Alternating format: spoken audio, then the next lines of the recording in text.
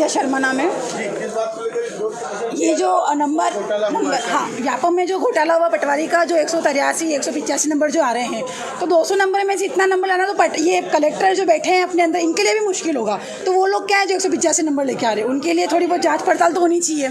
और मतलब जितना भी इंटेलिजेंट बच्चा है वो 140 या 50 इसके ऊपर कोई जा नहीं रहा है, तो 185 नंबर आया कहाँ से?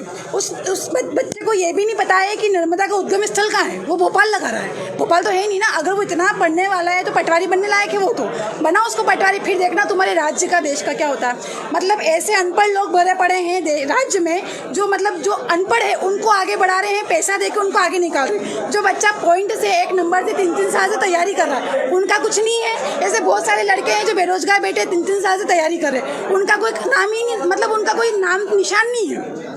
जो पॉइंट से ले रहा है, नंबर से ले रहा है, उनका कुछ नहीं है। जो पैसे दे रहे हैं, जो बड़े बाप की जो औलादे हैं पैसा देके निकल रही है, उनके लिए अच्छा मौका है ये चीज़। तो हर बार व्यापम यही काम करता है। हमारे शिवराज जी घोटाला हुआ है ना, साफ दिख रहा है, स्पष्ट सबूत सामने ना। हर बार प्रशासन हमारा दबा देता है ताकि बच्चे जागृत नहीं हो, लेकिन जो सामने दिख रहे हैं, स्क्रीनशॉट दिख रहे हैं, रिजल्ट दिख रहे हैं, पेपर में जो रोज न्यूज़ आ रही है वो तो हमको दिखाई दे रही है ना। क्या चीज़? बहुत सारे हजारों बच्चे, इतने बेरोजगार भरी पड़ी है मध्य प्रदेश में, इतने बेरोजगार है। और हमारे शिवराज मामा तो इसमें के हैं कि अपने भाणेजों को प्यार से तमाचा मार रहे हैं। एक तरफ भाणेज बोलते, दूसरी तरफ बेरोजगार देते थे। रोजगार चाहिए ना। अगर तुम भाणेज बोल रहे हो, इतना तुम उनको इज्जत दे रहे हो, रोजगार दो उनको। जो बेचारा 3-3 साल से मेहनत करा, माइनस से पीछे रहा, जितने बच्चे यहाँ पे पूछो उनसे वो किस तरीके से यहाँ पे रह रहे मंदसौर में।